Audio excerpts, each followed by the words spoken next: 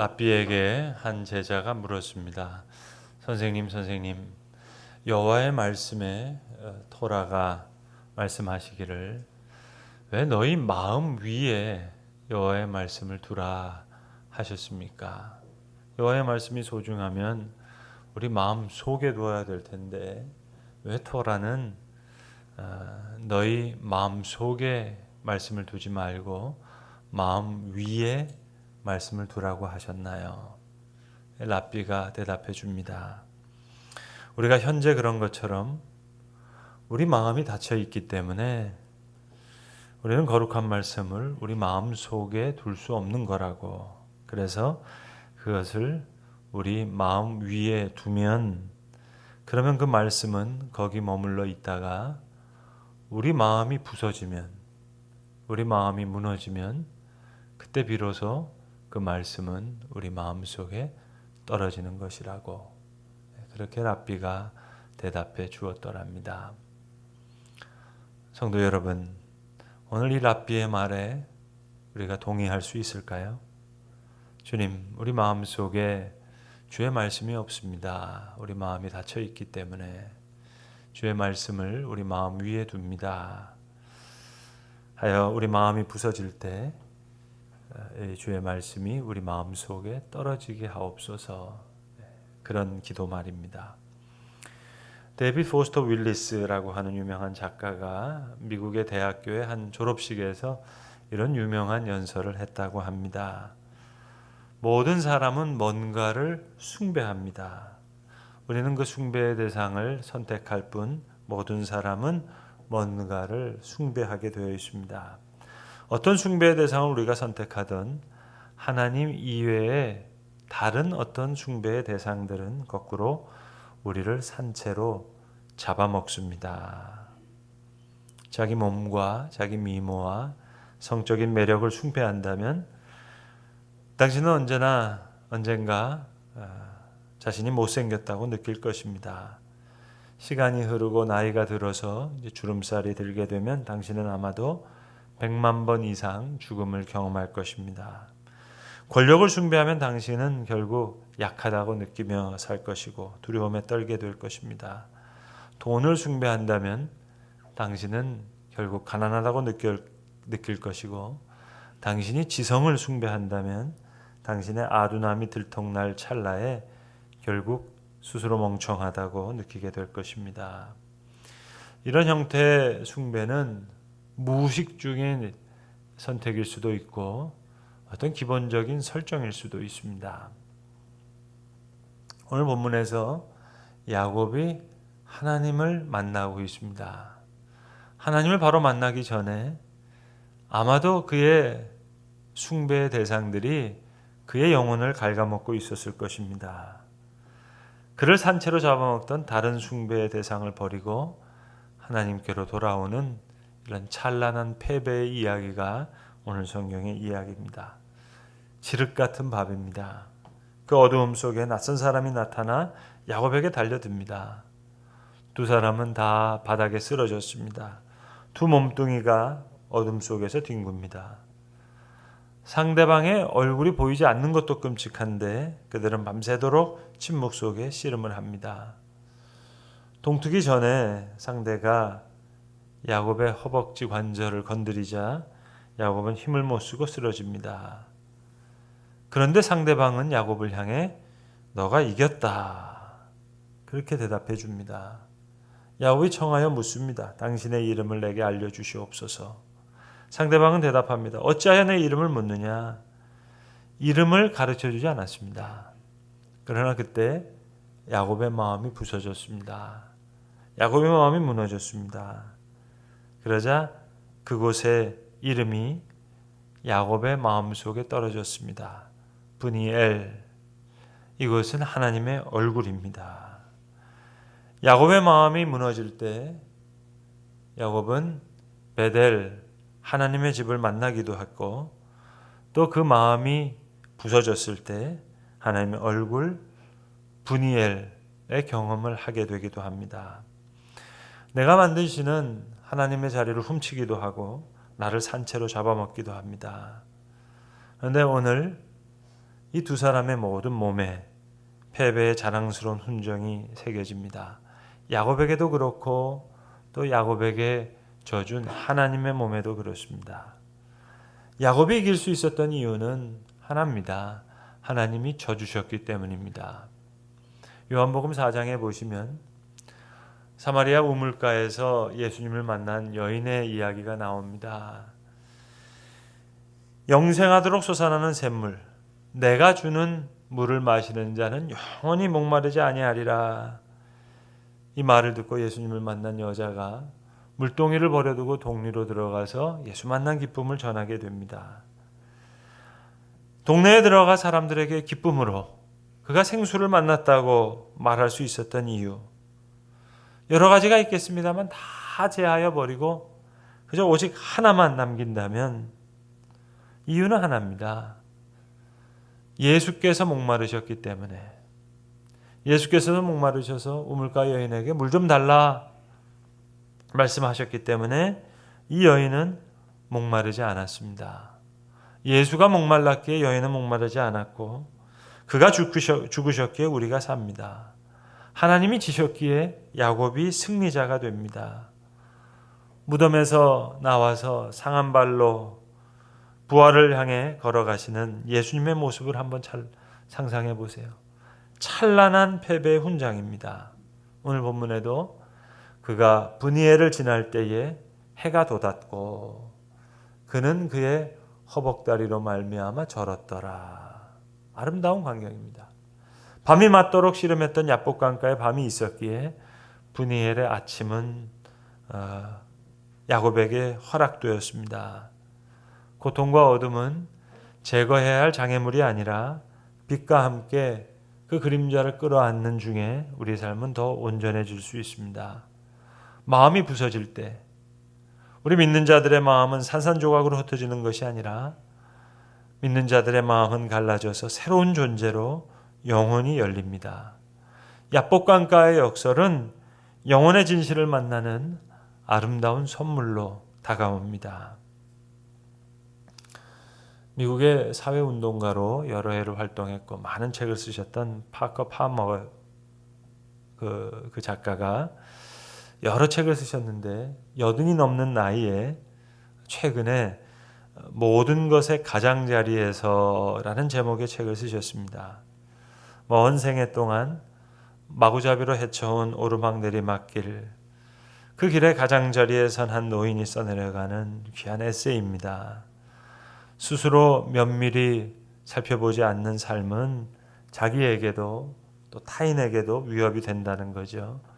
그래서 우리의 삶을 어떻게 써내려가야 되느냐, 그걸 묻고 있는 책이기도 합니다. 특별히 파커 파머는 그 책에서도 그 내용을 아주 솔직하게 했습니다만 트럼프 대통령이 너무 싫은 거예요. 80이 넘었는데도 트럼프 대통령이 너무 미운 거예요. 미국 이야기를 하고 싶어서가 아니라 예화로 말씀드립니다.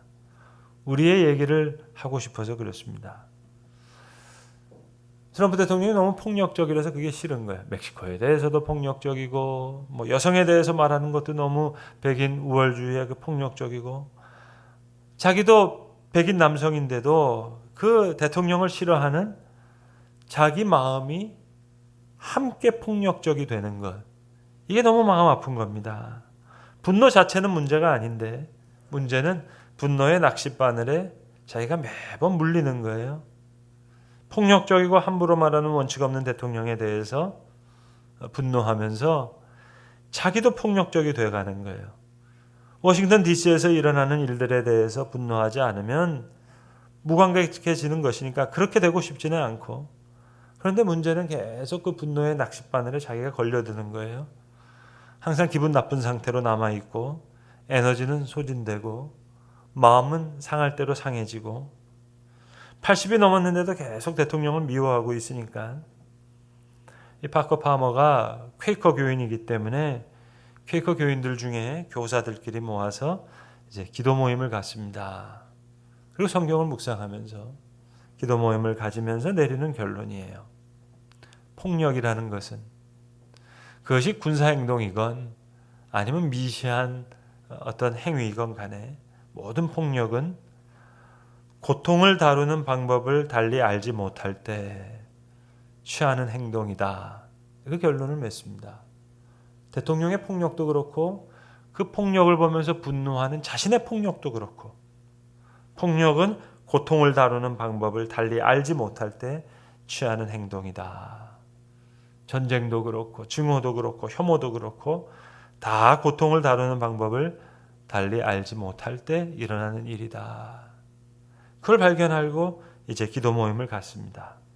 우리 안에 벌어지는 내면의 드라마를 잘 직시하면 정말 진중하게 탐색하기 시작하면 악순환을 일으키는 모순과 갈등을 풀어낼 실마리를 찾게 되는데 그때 고통은 대립과 파괴가 아니라 연민과 창조의 시간이 됩니다. 연민과 창조의 계기로 작동합니다. 물론 대통령과 다 동의하는 게 아닙니다. 그러나 적어도 분노의 낚시바늘에 걸리지는 않습니다. 오늘 야복강가에서 야곱에게 일어났던 변화가 다름 아닌 대립과 파괴가 아닌 연민과 창조의 시간이었습니다. 야곱은 계속 싸우려고 해요. 계속 씨름하려고 해요.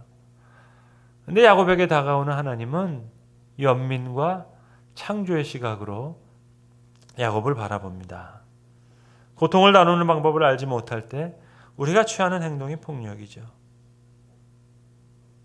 우리 중국에서 거주하던 분들 모시고 와서 천안, 아산, 진천으로 격리한다고 하니까 막 길을 막고 데모하다가 그리고 얼마 며칠이 지나서 사람들이 이제 표지에 우리는 아산입니다.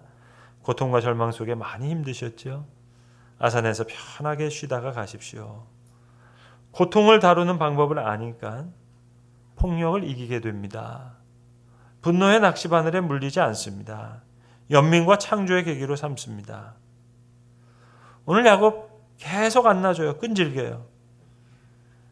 야곱의 시각은 대립입니다. 싸움입니다. 씨름입니다.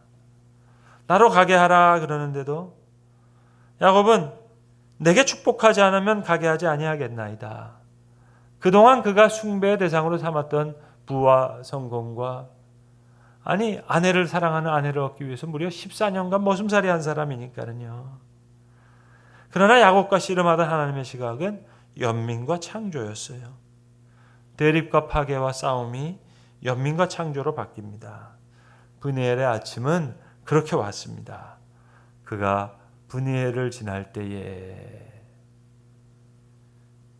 해가 돋았고 그는 그의 허벅다리로 말미암아 절었더라. 아름다운 장면입니다. 밤이 맞도록 씨름하다가 하나님의 사랑을 만나는 겁니다.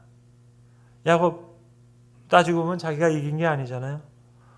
환도뼈가 위골되었는데 제대로 걷지도 못하는데 그런데 승리자라고 부르시는 거예요. 이스라엘이라고 하라. 발꿈치를 잡은 자 야곱이 아니라 너는 하나님과 겨루어 이겼다. 모든 사람과도 이겼다. 하나님의 사랑과 긍휼입니다. 구제라는 것은 동냥하는 게 아닙니다. 그와 먹고 마시는 겁니다. 그게 사랑입니다. 마태복음에 보시면 마태의 집에서 파티가 벌어집니다. 마태의 파티입니다. 예수님 그 집에 가셔서 먹고 마시십니다. 세리와 죄인의 친구라고 하는 좋지 않은 오명을 얻습니다. 그를 깨끗하게 하기 위해서 당신이 더러워집니다. 마태복음에서 주님 말씀하십니다. 긍휼을 배우라. 단순한 구제가 아닙니다. 함께 먹고 마시는 그 사랑. 마태의 파티에 참석해서 죄인의 친구라는 오명을 듣습니다. 그것이 사랑입니다. 야곱이 이스라엘이 될 수 있었던 이유. 너가 하나님과 씨름하여 이겼다. 어떻게 이길 수 있습니까? 저 주시니까 이길 수 있는 거죠. 예수께서 목말랐기에 우물가의 여인은 목마르지 않을 수 있었고 하나님이 저 주셨기에 야곱은 이길 수 있었고 예수가 죽었기에 우리는 삽니다. 조지 마이어가 금주라고 하는 소책자에 이런 글을 썼습니다.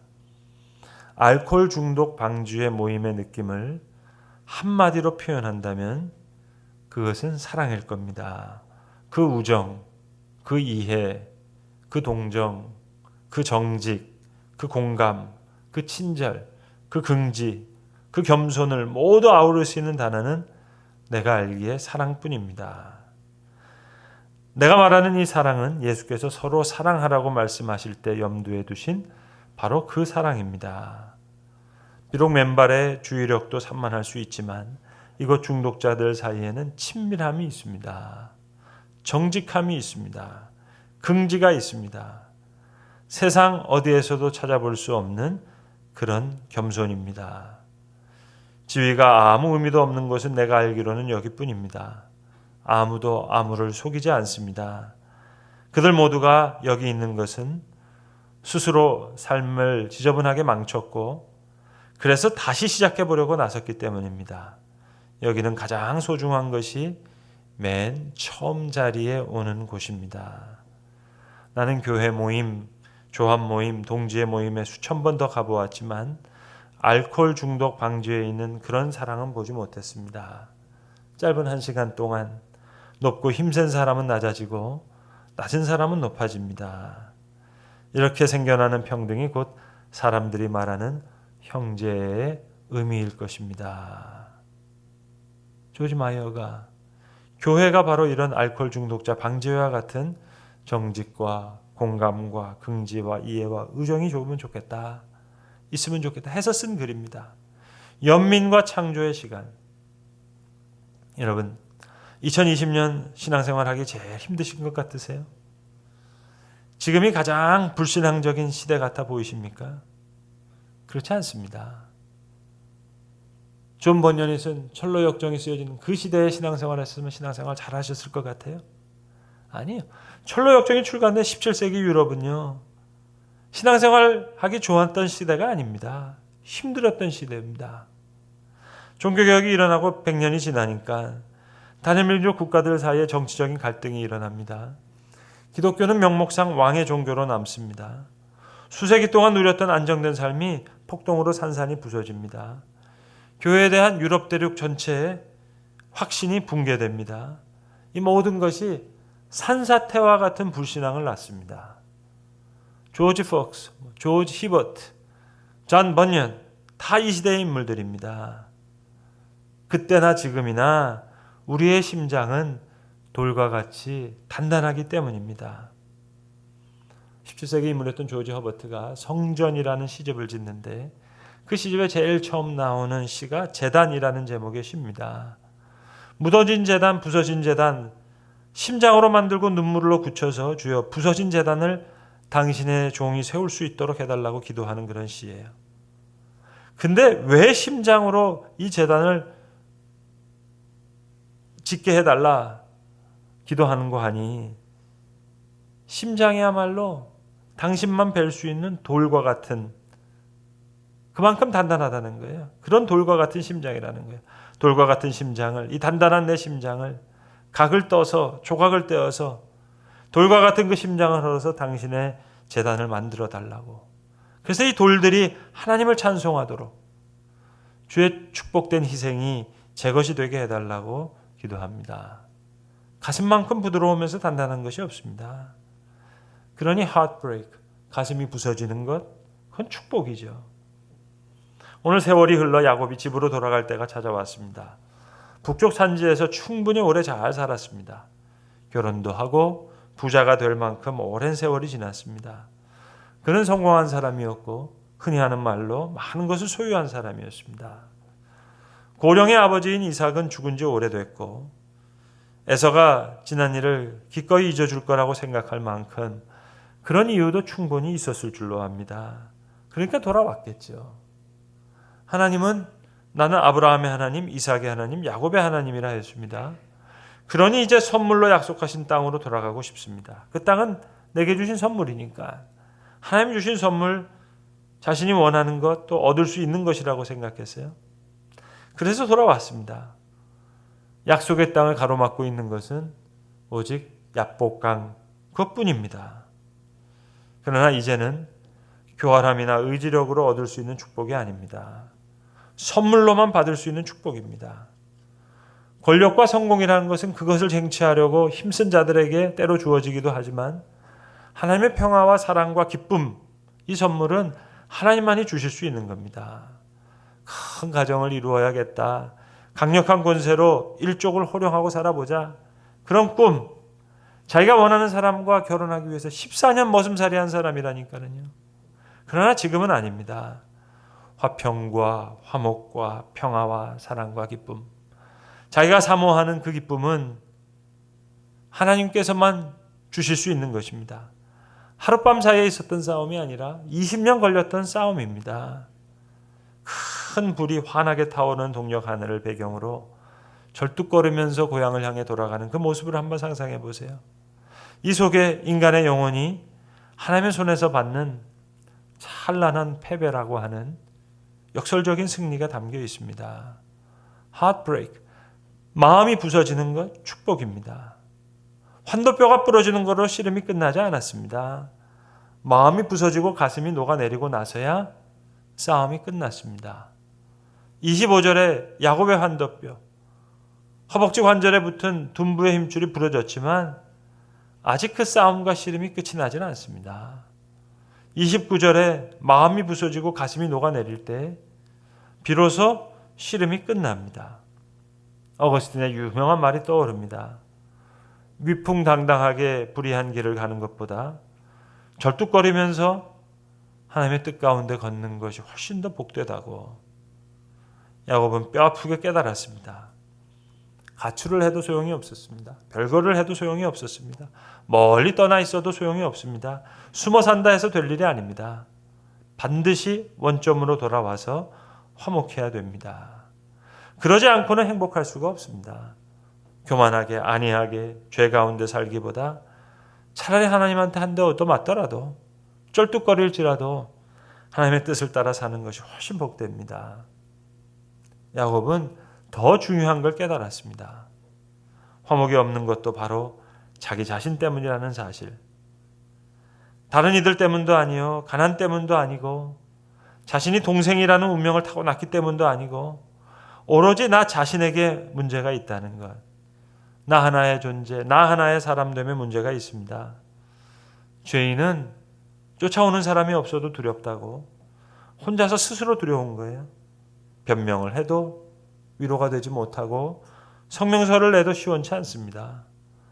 잊어버리려고 술에 취해도 소용이 없습니다. 죄인에게는 위로가 없습니다. 야곱은 이후 아마도 일생 동안 절름발이로 살아갑니다. 그러나 그 이전에 불화하면서 떵떵거리면서 살던 것보다 이후에 절뚝거리면서 사는 겸손의 생이 야곱에게는 훨씬 복된 것이었습니다. 돌아오는 자는 말이 없어야 됩니다. 또 돌아오는 자는 두려움도 없어야 됩니다. 돌아오는 자는 변명이 없어야 합니다. 온전히 자기를 부정하고 나옵니다. 회개가 있을 뿐 거기에 은혜가 있습니다. 하나님의 관계가 바로 된 다음 야곱은 이튿날 아침 이제 비로소 야복나루를 건넙니다. 이제 형님을 대해도 두렵지 않습니다. 밝은 얼굴로 대했고 형에서도 그를 반겨주었습니다. 얼싸안고 무려 20년 만에 처음으로 형제가 마주 앉고 입을 맞춥니다. 야곱이 고백합니다. 내가 형님의 얼굴을 보니 이제 하나님의 얼굴을 보는 것 같다고. 가슴이 트이고 하늘이 열리듯이 하나님의 얼굴을 뵙는 감격의 순간을 맛보게 되었더란 말입니다. 성도 여러분, 우리는 알게 모르게 분노 사회를 살아갑니다. 혐오와 증오의 시대입니다. 답답하고 괴롭습니까? 하나님이 아닌 다른 무언가를 숭배한 것은 아닙니까? 하나님의 자리를 훔치고 있는 어떤 다른 숭배의 대상, 무엇인가 어디에 맺힌 것이 있습니까? 기도하고 몸부림쳐도 열리지 않습니까? 다시 한번 원점으로 돌아와서 돌과 같은 우리 심장을 붙들고 브니엘의 아침을 기다려야 할 것입니다. 하나님이 져주시기 때문에 내가 이길 수 있습니다. 만신창이가 되더라도 어느 한 군데 먹는 데가 있더라도 그렇게 되어서라도 하나님의 뜻을 이루어 나갈 수만 있다면 그건 복된 길입니다. 야곱은 이제 하나님의 얼굴을 본 자의 윤택함 가운데 자리를 털고 일어섭니다. 기도하기는 이 분이엘의 아침이 저와 여러분에게도 임할 수 있기를 빕니다. 기도하겠습니다. 아버지 하나님, 우리는 때로 고통을 다루는 방법을 달리 알지 못하기에 때로는 증오와 또 혐오와 폭력의 시간을 보냅니다. 야곱은 야복강가에서 계속 대결하고 씨름하고 싸워가는 시간으로 그 시간을 보냈습니다만 야곱에게 다가왔던 하나님께서는 그 시간을 연민과 창조의 시간으로 삼으시고 야곱을 이스라엘로 변화시켜 주셨던 그 모습을 우리가 읽었습니다. 주님, 우리에게도 주님 이 역사를 이루어 주시고 하나님의 얼굴을 본 자의 윤택감 가운데 다시 일어나게 하여 주시옵소서. 돌과 같은 우리의 심장을 붙들고 분이엘의 아침을 기다리오니 주님 이 분이엘의 아침을 우리에게도 경험케 하여 주시옵소서. 우리 주 예수 그리스도의 이름으로 기도합니다. 아멘.